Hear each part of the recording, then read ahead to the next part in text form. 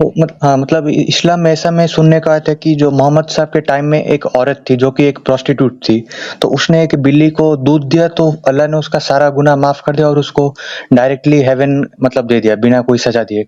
तो मान लो अभी इस दुनिया में ऐसा कोई प्रोस्टिट्यूट होगी, अगर वो भी सेम काम करेगी, तो क्या उसको भी वही सेम अप्लाई होगा? मतलब बिना हुँ, पनिशमेंट के हेवन भेज देगी या अलग होगा कुछ? हुँ। अच्छा, पहली बात तो ये है, जो हदीस आप पेश कर रहे हैं ना, वो नबी पाक सल्लल्लाहु अलैहि वसल्लम के ज़माने में नहीं थी। अच्छा।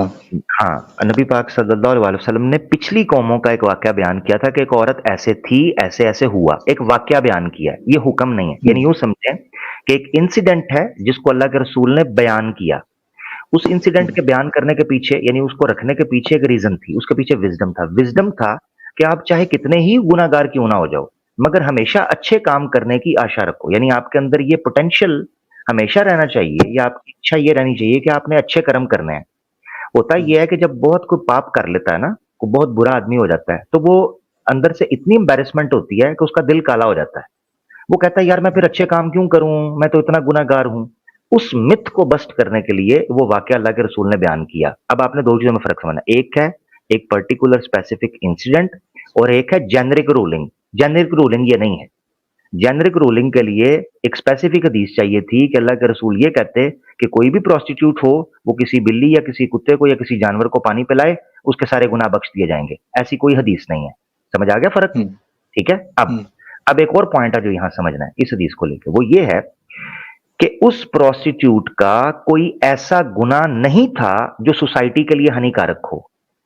ना उसने किसी का मर्डर किया, ना उसने किसी की चोरी की, यानी उस पर, यानी अगर उस इंसिडेंट को पर्टिकुलरली लें भी ना, तो उस औरत को भी क्यों माफ किया था?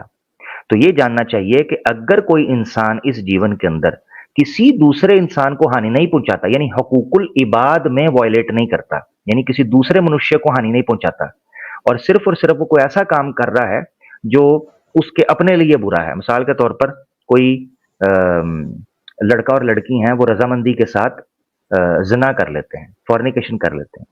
समाज को हुँ, बज़ाहिर तो उसकी हानि नहीं पहुंची, मगर वो है तो गुनाहगार है। ऐसा इंसान अगर तौबा करता है, माफी मांगता है, कोशिश करता हुँ, है अपने आप को बदलने की, तो उसको सजा के बगैर माफ कर दिया जाएगा, कोई दिक्कत नहीं। मगर मान लो एक चोर है जिसने चोरी की हुई है, तो उस पर यह जरूरी है कि वो उस चीज को वापस पहुंचाए जो उसने चोरी हुँ। की हुई है, उसका हक वापस करे। तो ये समझना है। इसीलिए अगर उस प्रोस्टिट्यूट को उस पर्टिकुलर इंसिडेंट में माफ कर भी दिया गया था ना, तो उसने किसी दूसरे इंसान को हानि नहीं पहुंचाई थी, वो तो अपना हुँ। काम कर रही थी। तो ये चीज है। खैर। नहीं पर अगर वो सेम चीज़ मतलब एक और प्रोस्टिट्यूट अभी इसी हाँ, दुनिया में वो भी अगर हाँ, ऐसे ऐसा करेगी तो नहीं है। क्या उसको भी सेम नहीं, होगा?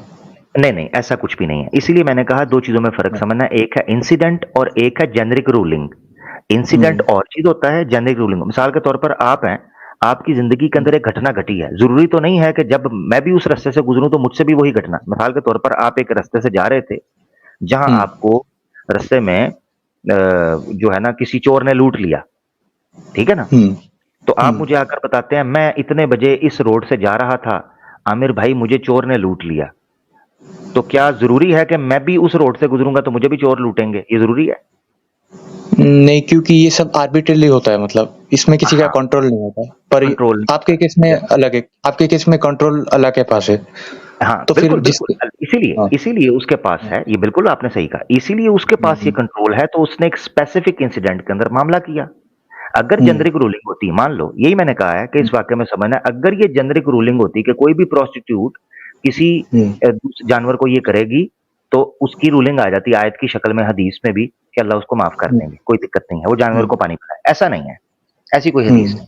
इसलिए फ़र्क समझना है। हुँ, ठीक है? हुँ। Okay, okay. ठीक अच्छा है? वो अगर और कोई औरत मतलब रहती तो वो भी ये कंप्लेन करे कि उसको आपने दे दिया मतलब इस सिचुएशन में पर मेरा भी लाइफ़स्टाइल उसी के जैसा पूरा सेम टू सेम था। पर मेरे साथ ऐसा लकी नहीं हुआ मतलब कि मेरे को डायरेक्ट हेवन नहीं मिला, तो ये कंप्लेन तो कर सकती है ना वो? हाँ, नहीं, वो कंप्लेन तब करे कि जब उसको ये पता चल गया है कि वो ये गलत कर रही है, तो वो तौबा कर ले उस अच्छा। चीज़ से। तौबा कर ले ना। देखिए मेरी बात सुनें, एक इंसान को ये चीज़ पता चल गई है कि वो गलत काम कर रहा है, तो पीछे हट जाए, तौबा कर ले।